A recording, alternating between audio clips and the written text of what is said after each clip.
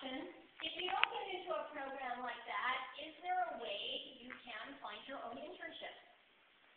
Yes. Yes. How might you do that? What would be your approach?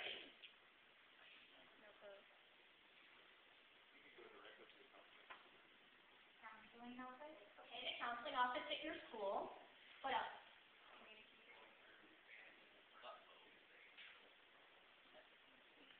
Going through family and friends to see if they know someone. How many of you guys have mentors on your team that work at a company? I'm imagining that every robotics team has some mentors who are engineers or mechanics or some way involved in the part of robotics and science and math and technology that you are interested in. Anybody here ever asked their mentor if there was a chance to work there during the summer? That might be a good strategy.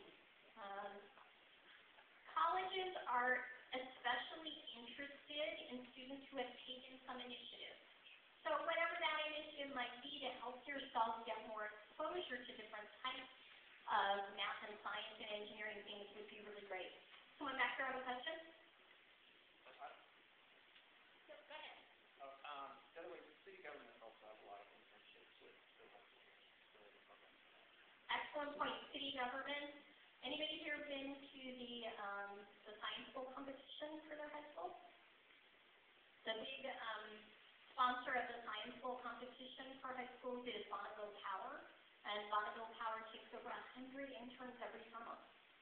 So there's lots of opportunities out there, especially if you can afford to not be paid. I know there's lots of students though who probably need to earn some money during the summer. Does it matter to? Oh yeah, you have a question? There's also the Education Compact at work, and they have time to do a lot of major engineering areas. Excellent. So if you live in the Beaverton area, I have two students who were picked as interns with the Beaverton Education Compact. So I know their program is really excellent. Okay, so hopefully timed out there. I hope not, because I don't know the password.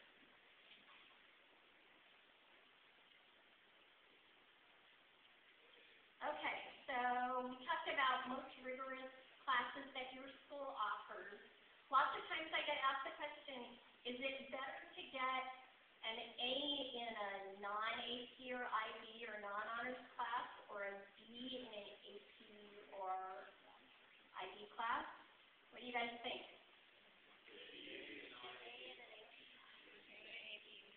So I'll tell you, there isn't a right answer. It depends on the schools you are applying to. So as an example, if you want to go to one of the state colleges that has a 3.0 GPA requirement, and you're on the edge of that 3.0, don't take an AP class or an IB class. Take a class that's going to help ensure that your GPA meets that 3.0 minimum so that you get the options of those schools.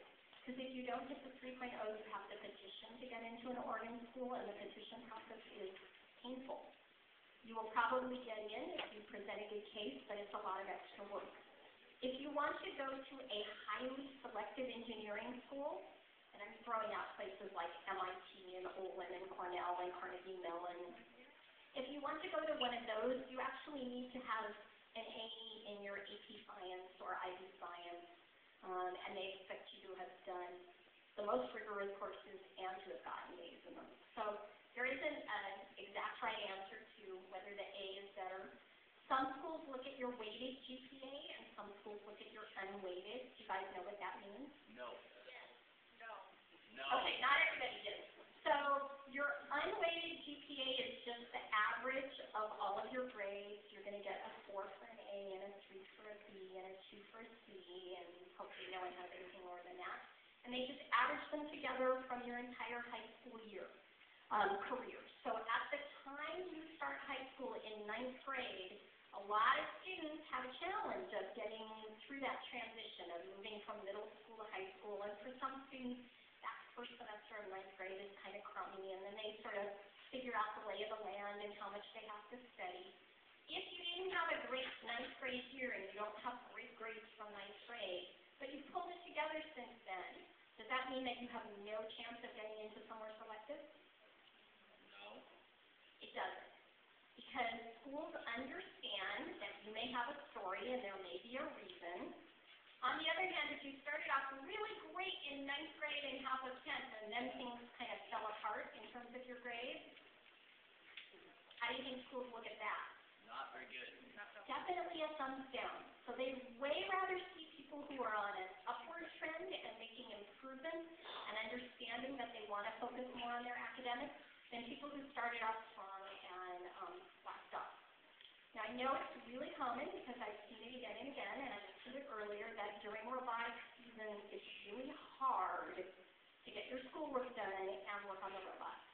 So people who have navigated that successfully, why don't you share with the group a few tips of how either you personally or your school has helped that work out?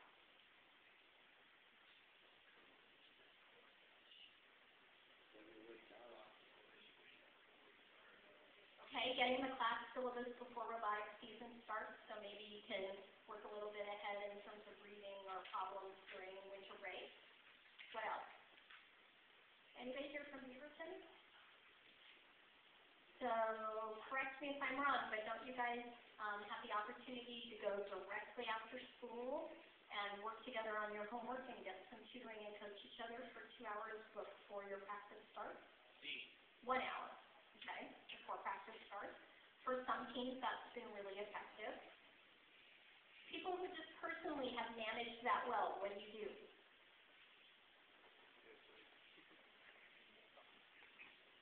I heard someone say going to school early if they need to. So part of what we learned in robotics for our 6 weeks is time management. And personal time management is as much of a challenge for lots of us as the team time management. So I would encourage you, if you are one of those people who's had a hard time figuring out how to get your schoolwork done during robotics season, that you put a little thought and effort into that now and see if you can come up with a plan, maybe you and some other people on your team, of what's going to work for you guys for having some dedicated time for schoolwork set aside. You know, whether you want to meet together at lunch and do some homework then.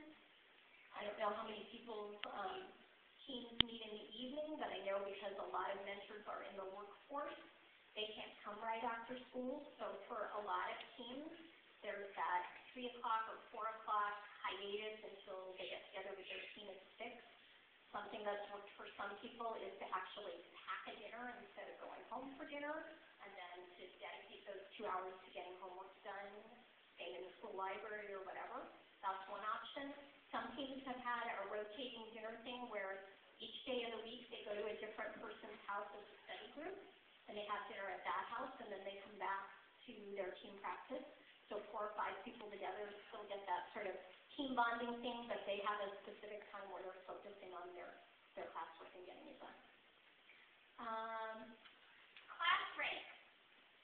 What do you think that colleges think about that? Why do they care about it? Why would it matter? And not all schools divulge your class rank, so I will look at that. Logan.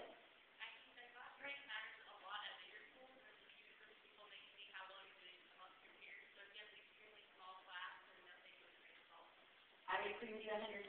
At really small schools, class rank, you know, if there's 85 people in your graduating class, there might be 20 excellent students, and if you're number 20, your class rank isn't very high, but it's not really a reflection on your capabilities. So if you go somewhere like Hatland Gable or Riverdale, where there's a small group, class rank is somewhat taken with a grain of salt.